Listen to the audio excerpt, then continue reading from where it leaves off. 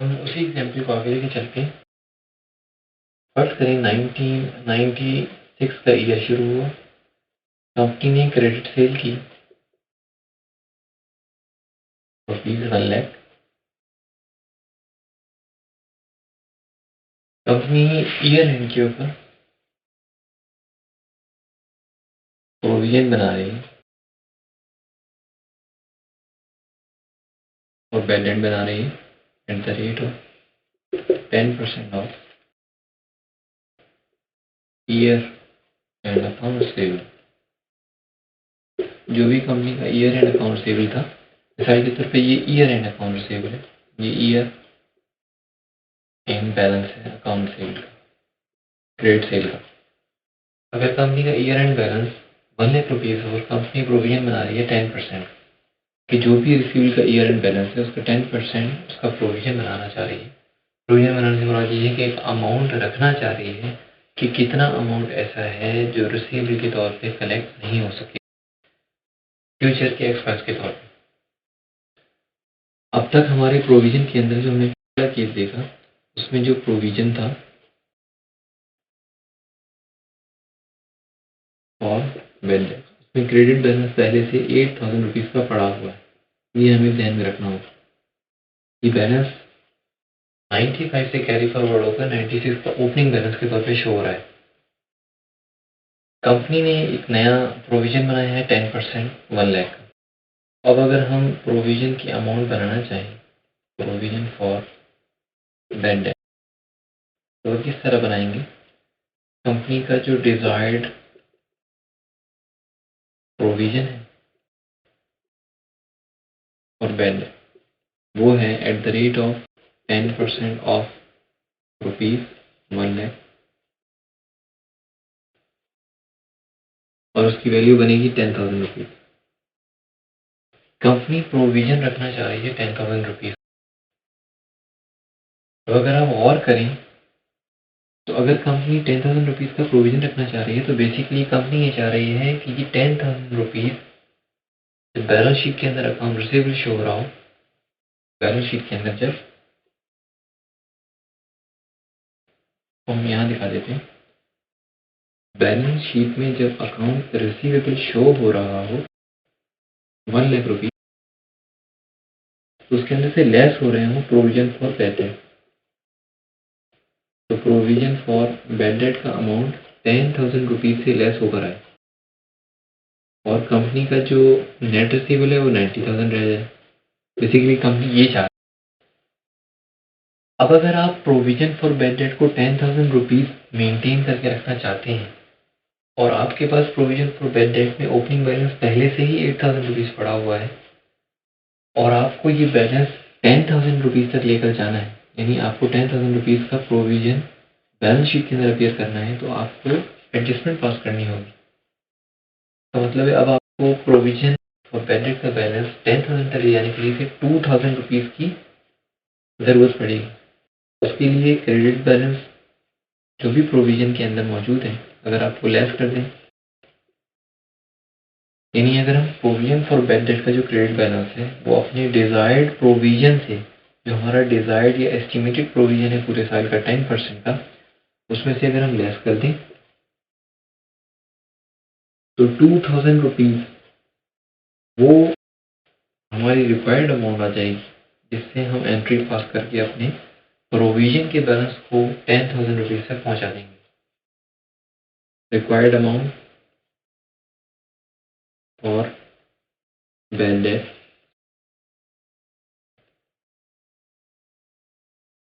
ये हमारा required amount है बैड डेट। अब हम करेंगे ये कि हम बैड एक्सपेंस की एंट्री पास करेंगे, बैड एक्सपेंस डेबिट, और प्रोविजन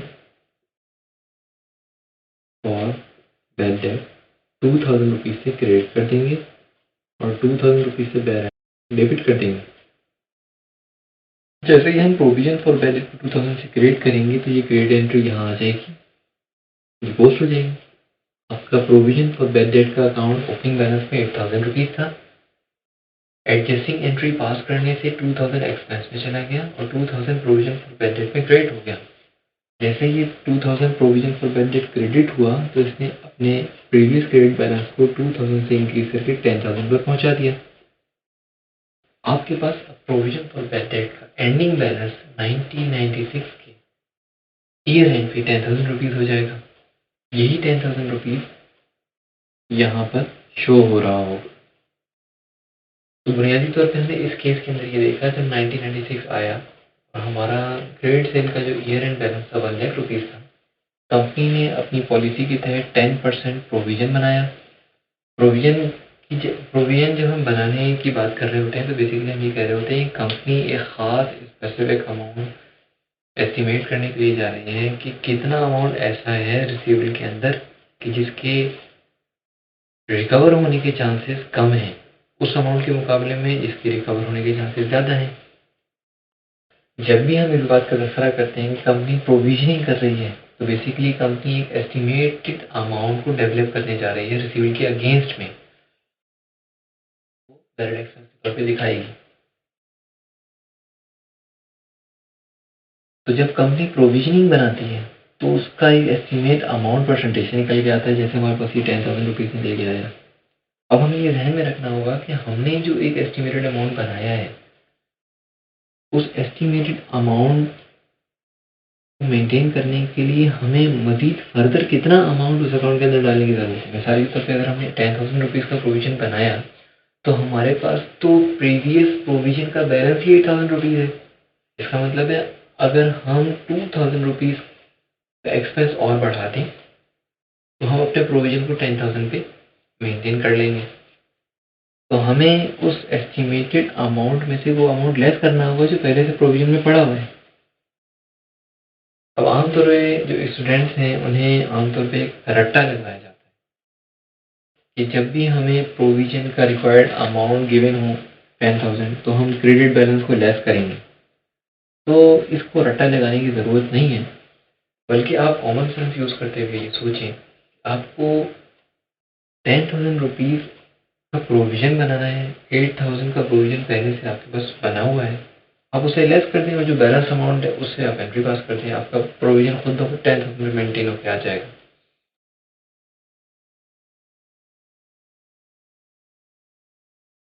यहाँ एक रिव्यू लेना ज़रूरी है। यानी सबसे पहले जब क्रेडिट सेल्स की जाती है तो अकाउंट रिसीवेबल क्रिएट होता है या डेटर्स बनते हैं, मगर बैलेंस शीट में मुकम्मल अकाउंट रिसीवेबल नहीं दिखाए जाते, बल्कि अकाउंट रिसीवेबल की सिर्फ नेट रियलाइजेबल वैल्यू दिखाई जाती है। यानी वो अमाउंट जो वाकई कलेक्टेबल है, यानी जो वाकई रिसीव की जा सकती है, क्योंकि अकाउंट रिसीवेबल में से काफ़ी हिस्सा ऐसा होता है जो रिसीव नहीं होता और कस्टमर्स पे नहीं कर पाते। अब अकाउंट रिसीवेबल क्योंकि एक एसेट आइटम है इसलिए ये डेबिट आइटम है, तो अकाउंट रिसीवेबल का वो हिस्सा जो रिसीव नहीं होगा उसे कम कर देना चाहिए और उसे बैलेंस शीट में नहीं शो करना चाहिए। इसलिए एसेट को कम करने के लिए क्रेडिट कर दिया जाता है। यानी अकाउंट रिसीवेबल क्रेडिट और बैड डेट डेबिट।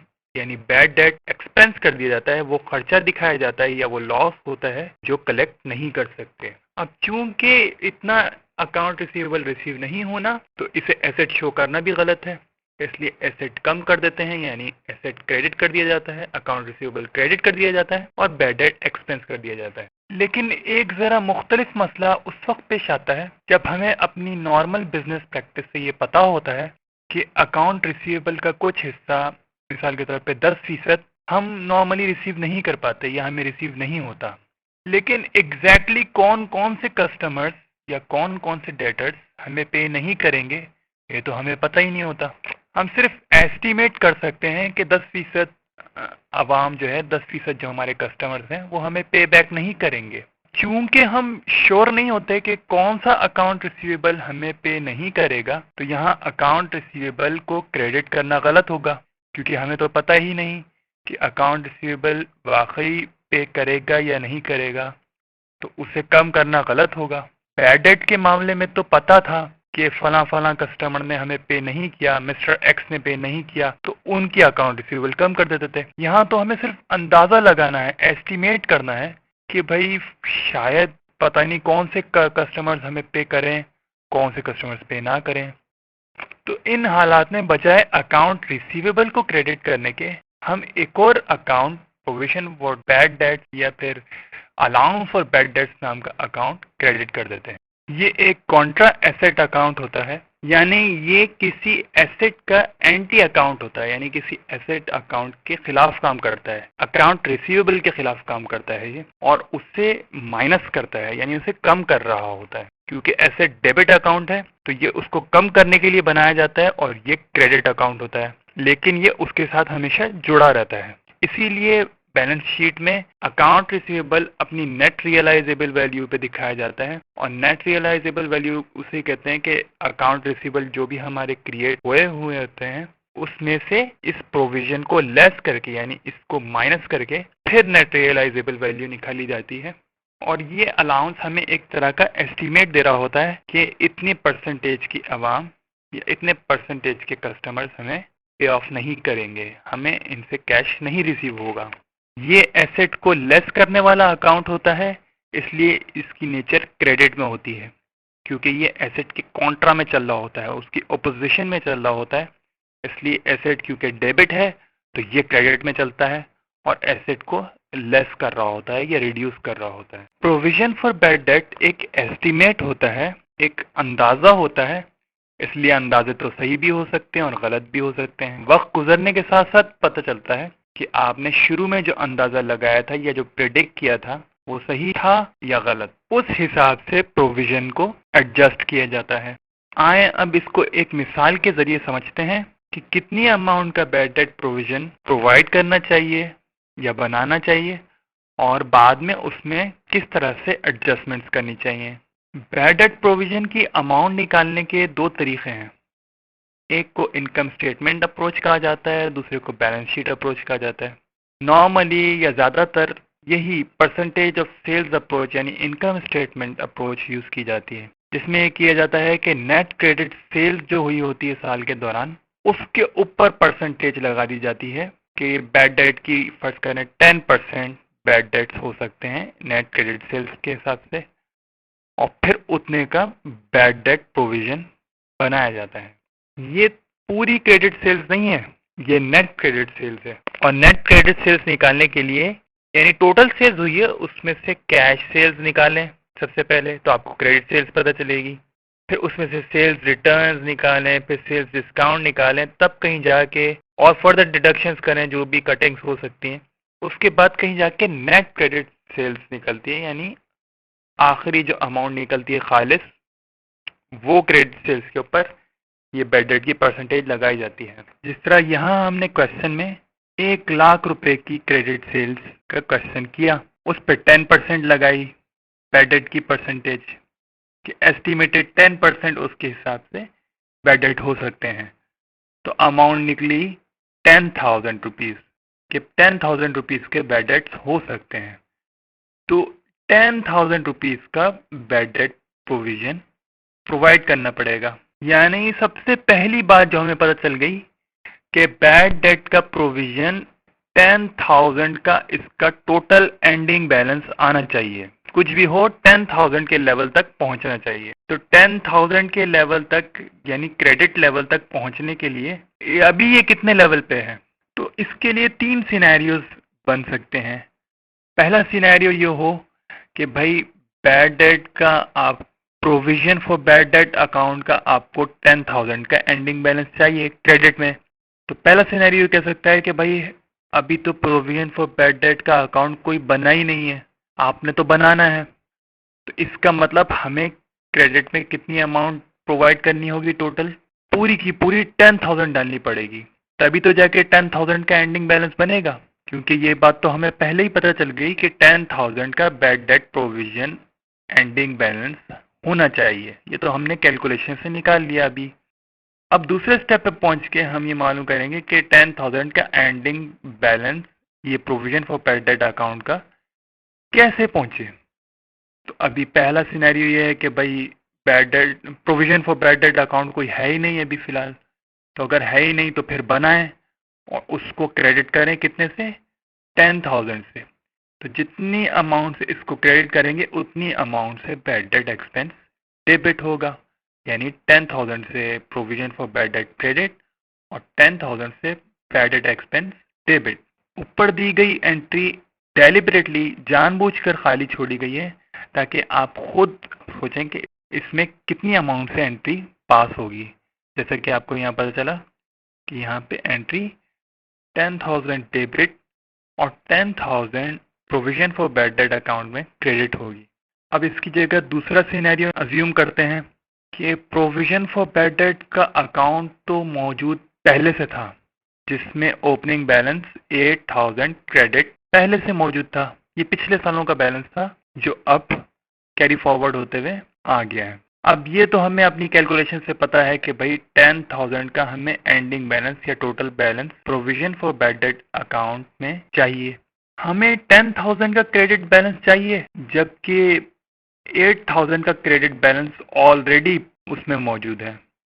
तो जब 8,000 का क्रेडिट बैलेंस ऑलरेडी मौजूद है तो हमें 10,000 का बैलेंस टोटल पहुंचाने तक कितनी अमाउंट इसमें मजीद डालनी पड़ेगी। जाहिर सी बात है 8,000 को 10,000 तक पहुंचाने के लिए 2,000 मजीद आपको क्रेडिट डालना पड़ेगा। तो जितनी अमाउंट से आप provision for bad debt account को क्रेडिट करेंगे, यानी यहाँ पे 2,000 की अमाउंट आप क्रेडिट कर रहे हैं, तो इतनी अमाउंट से आप बैड डेट एक्सपेंस के अकाउंट को डेबिट करेंगे, क्योंकि there is always a debit for a credit and debits and credits are exactly equal. तो ऊपर दी गई जर्नल एंट्री में भी बैड डेट एक्सपेंस अकाउंट 2,000 से डेबिट रिकॉर्ड हो जाएगा और provision for bad debts account 2,000 से क्रेडिट हो जाएगा। ये इसलिए क्योंकि हमारे पास पिछला जो प्रोविजन पहले से बना बनाया मौजूद था उसमें ऑलरेडी 8,000 का बैलेंस मौजूद था, जबकि हमें 10,000 तक का लेवल चाहिए था। तो हमने 8,000 को 10,000 तक पहुंचाने के लिए यानी बढ़ाने के लिए 2,000 उसमें मजीद डाल दिए और इस तरह हमने अपना एंडिंग 10,000 बैलेंस अचीव कर लिया। अब तीसरा सिनेरियो अज्यूम करते हैं, जैसा कि हमने अपनी कैलकुलेशन से निकाला कि हमें provision for bad debt account 10,000 इसकी क्रेडिट अमाउंट चाहिए टोटल, लेकिन हमारे पास provision for bad debt account पहले से मौजूद था, लेकिन बजाय क्रेडिट में मौजूद होने के इसका ओपनिंग बैलेंस डेबिट में मौजूद था।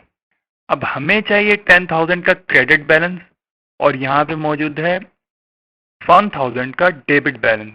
तो यहाँ 1,000 के डेबिट बैलेंस को 10,000 के क्रेडिट बैलेंस में किस तरह कन्वर्ट करें, इसके लिए हमें दो स्टेप्स में इसको प्रोसीड करना पड़ेगा। स्टेप 1 में हम 1,000 की अमाउंट से ही इसको क्रेडिट कर देंगे, यानी जितनी अमाउंट से ये डेबिट हुआ है उतनी अमाउंट से इस अकाउंट को क्रेडिट कर देंगे, लिहाजा नेट बैलेंस इसका जीरो हो जाएगा। 1,000 डेबिट में थे तो 1,000 क्रेडिट में, लिहाजा नेट बैलेंस इसका जीरो हो जाएगा।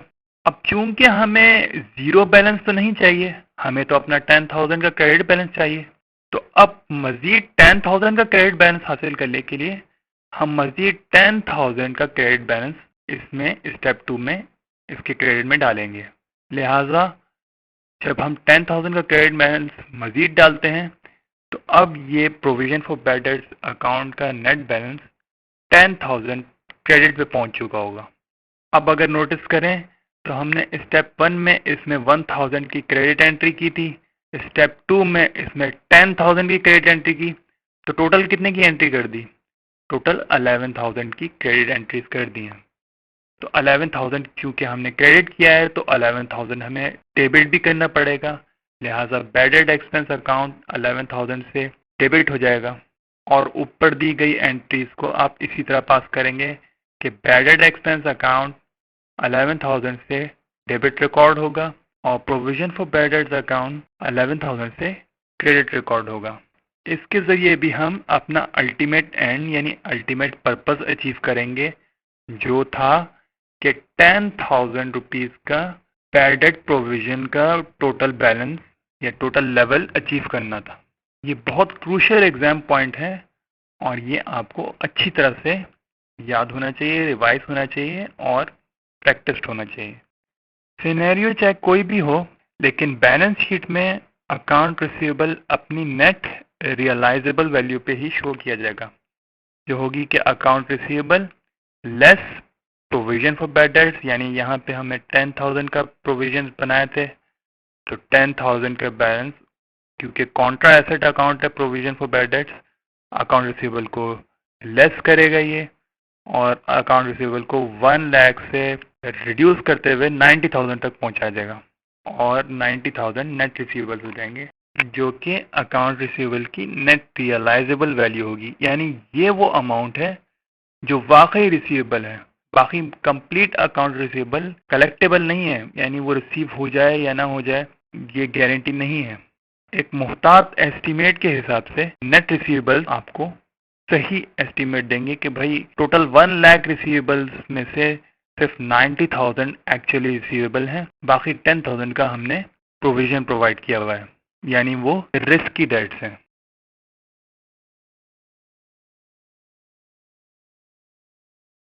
अब हम एक और केस वो कर लेते हैं जिसके अंदर हम ये देखेंगे कि प्रोविजन अमाउंट लेस करने की हमें ज़रूरत नहीं पड़ रही, बल्कि प्रोविजन का अमाउंट ऐड करने की ज़रूरत पड़ी। वो क्या केस है अभी हम उसे देख लेते हैं। फर्स्ट करें, हमारा नेक्स्ट ईयर स्टार्ट हुआ, 1997 आ गया, हमने 1995 भी देखा, 96 भी देखा, 97 आ गया। 97 में कंपनी का जो year and credit balance of receivable, first करें वो बैलेंस था ₹90,000, और कंपनी ने अपनी वही प्रोविजनिंग पॉलिसी की है कि 10% रिसीवेबल का, यानी जो 10% है वो प्रोविजन बनाना चाह रही है। कंपनी प्रोविजन बनाना चाह रही है कि वो ईयर एंड बैलेंस का जो 10% अमाउंट है उसे प्रोविजन फॉर बैड डेट के तौर पे शो करेगी। अब अगर हम कंपनी के इस प्रोविजनिंग के तहत प्रोविजन फॉर बैड डेट का अमाउंट कैलकुलेट करना चाहें तो किस तरह कैलकुलेट करेंगे? तो इस तरह कैलकुलेट करेंगे कि हमारे पास प्रोविजन का बैलेंस जितना भी मौजूद है, प्रोविजन फॉर बैड डेट, उसका एस्टिमेटेड अमाउंट अगर हम निकालें at the rate of 10% of year and receivable, यानी कंपनी का जो ईयर एंड रिसीवेबल है 90,000 है, 90,000 का जब आप 10% अप्लाई करेंगे तो आपके पास 9,000 रुपीज़ आ जाएगा। कंपनी ये कह रही है कि मैं 9,000 रुपीज़ को अपने प्रोविजन के तौर पे रखना चाह रही हूँ मेंटेन करके, लेकिन कंपनी के पास तो पहले से ही प्रोविजन 10,000 रुपीज़ का मेंटेन हुआ है। इसका मतलब है कंपनी जितना प्रोविजन अपनी बैलेंस शीट के अंदर रिसीवेबल के अगेंस्ट है मेंटेन करके रखना चाहती है, 1,000 रुपीज़ तो पहले से ही ज़्यादा मेंटेन हुआ है, ओवर प्रोविजनिंग हो गई है। इसका मतलब ये है कि कंपनी के अकाउंट के अंदर ओवर प्रोविजनिंग हो गई है। कंपनी को सिर्फ 9,000 रुपीज़ अपने क्रेडिट बैलेंस के अंदर शो कराने की ज़रूरत है, जबकि शो हो रहे हैं 95 और 96 से लेके पहले साल 8,000 हुए, दूसरे साल 2,000 रुपीज़ हुए, अब 10,000 रुपीज़ तक पहुँच गया। जबकि कंपनी कह रही है कि वो तो 10% से ज़्यादा रखती ही नहीं है प्रोविजन। इसकी मिसाल ऐसे ही है जैसे एक वेसल हो, फर्ज करें ये एक वेसल है, ये एक बर्तन है, फर्ज करें इस बर्तन के अंदर ये हमारे पास कुछ यूनिट्स आ रहे हैं। मिसाल के तौर पे यहाँ पर 10,000, ये 10,000 लीटर है, ये 9,000 लीटर है, ये 8,000 लीटर है। ये हमारे पास लेयर्स बनी हुई है फर्श पे, ठीक है। अब अगर कंपनी चाह रही है कि मैं वेसल को यहाँ तक फिलअप करके रखूं, लेकिन वेसल भरा हुआ है यहाँ तक, तो डेफिनेटली जो ये वाला पोर्शन है वेसल का जो फिल हुआ है उसे बाहर निकालना पड़ेगा, तभी तो वेसल के अंदर जो क्वांटिटी है वो 9,000 पे जाके मेंटेन होगी। तो यहाँ पर प्रोविजन के अंदर अमाउंट को रखने का मकसद ये है कि कंपनी ये चाह रही है कि 9,000 लीटर तक वेसल के अंदर क्वांटिटी रहे किसी भी लिक्विड की।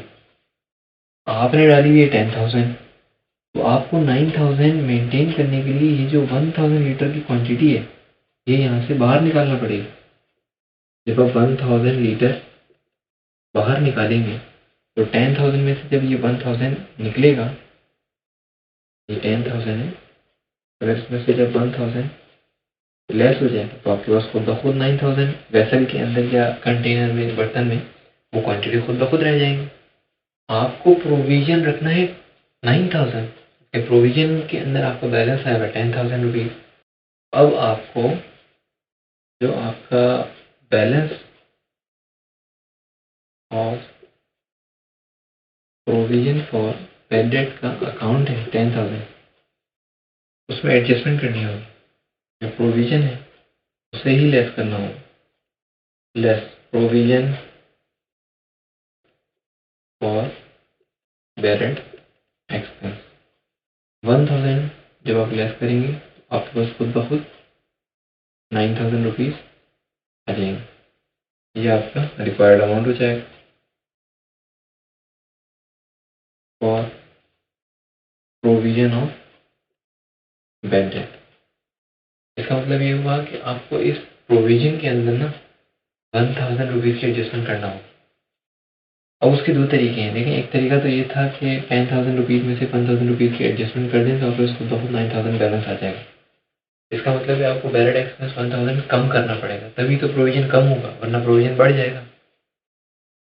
तो आप करेंगे ये, एक तरीका तो ये है कि आप 10,000 में से 1,000 एक्सपेंस को कम कर दें तो आप प्रोविजन के उस लेवल तक पहुंच जाएंगे जहाँ जिस लेवल को आपने मेंटेन करना है।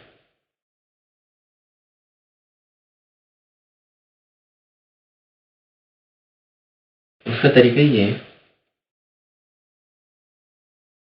उसका तरीका ये है कि जो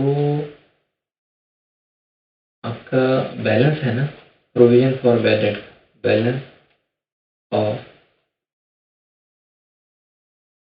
प्रोविजन फॉर बैड डेट, जितना भी बैलेंस उसके अंदर एडजस्ट कर दें required amount of provision for bad date. 9,000 को एडजस्ट कर दें आप, 10,000 में से 9,000 लेस कर दें, आपको 1,000 की एडजस्टमेंट करनी है बेसिकली, एडजस्टमेंट रिक्वायर्ड। ये एडजस्टमेंट है जो आपने करनी है। ये एडजस्टमेंट आप किस तरीके से करेंगे, इस तरह करेंगे, क्योंकि आपको प्रोविजन कम करना है। जब प्रोविजन बढ़ाते हैं तो क्रेडिट करते हैं, कम करते हैं तो डेबिट कर देंगे। प्रोविजन फॉर बैड डेट को डेबिट कर देंगे 1,000 रुपीज, बैड डेट एक्सपेंस को कम कर देंगे 1,000 रुपीज, तो प्रोविजन खुद ब खुद कम हो जाएगा और एक्सपेंस भी डिक्रीज हो जाएगा। तो प्रोविजन में भी कमी आ जाएगी, एक्सपेंस में। यानी अब आपको एंट्री रिवर्स करना पड़ेगी। क्यों? क्योंकि आपका जो प्रोविजन का एग्जिस्टिंग बैलेंस है वो आपके रिक्वायर्ड बैलेंस के मुकाबले में 1,000 रुपीज ज़्यादा प्रोवाइड हो गया है। तो जो ओवर प्रोविजन है, अब आपको एंट्री रिवर्स करना पड़ेगी। तो कॉमन सेंस की बात है, प्रोविजन को रिड्यूस करने के लिए प्रोविजन को कम कर देंगे और एक्सपेंस को भी रिड्यूस कर देंगे। जैसे ये प्रोविजन फॉर बैलेंस 1,000 से डेबिट होगा तो खुद ब खुद आपका प्रोविजन का बैलेंस 9,000 पे मेंटेन हो जाएगा। और जैसे ही 9,000 पे मेंटेन होगा तो आप बैलेंस पार्शियल बैलेंस शीट जब बनाएंगे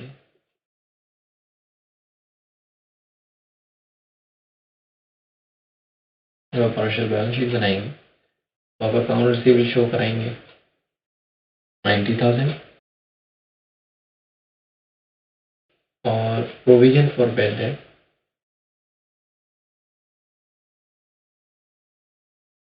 9,000 लेस कर देंगे और नेट आप रिसीवेबल शो कराएंगे 81,000। ये आपका नेट रिसीवेबल शो है। तो ग्रॉस रिसीवेबल 90,000 था, 9,000 का प्रोविजन उसका लेस हुआ तो 81,000 का नेट रिसीवेबल के पास रह जाएगा। तो प्रोविजन बाज़ मरतबा हमें ऐड भी करना पड़ता है, बाज़ मतलब प्रोविजन को हमें लेस भी करना पड़ता है। It depends upon the situation. हमें चेक करना होगा कि हमारे पास सिचुएशन क्या है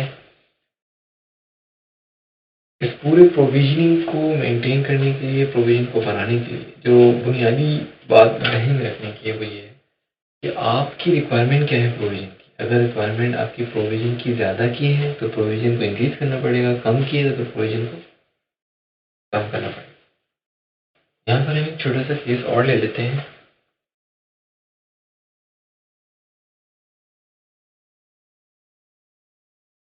फर्स्ट करें हमारे प्रोविजन के अंदर डेबिट बैलेंस शो हो रहा है।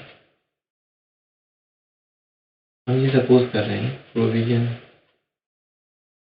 फॉर बेड 1000 रुपीज से हमारा एक प्रोविजन है जो कि डेबिट में शो हो रहा है, तो बैलेंस डेबिट हो गया। Company year and balance, year and account receivable balance. First करें कंपनी का बैलेंस है ₹1,00,000, ठीक है। कंपनी एस्टिमेट कर रही है at the rate of 10% of year and balance, यानी इस बैलेंस का 10%।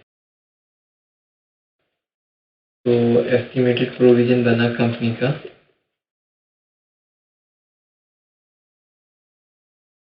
प्रोविजन फॉर बेड डेट, वो बनेगा 10,000 रुपीज।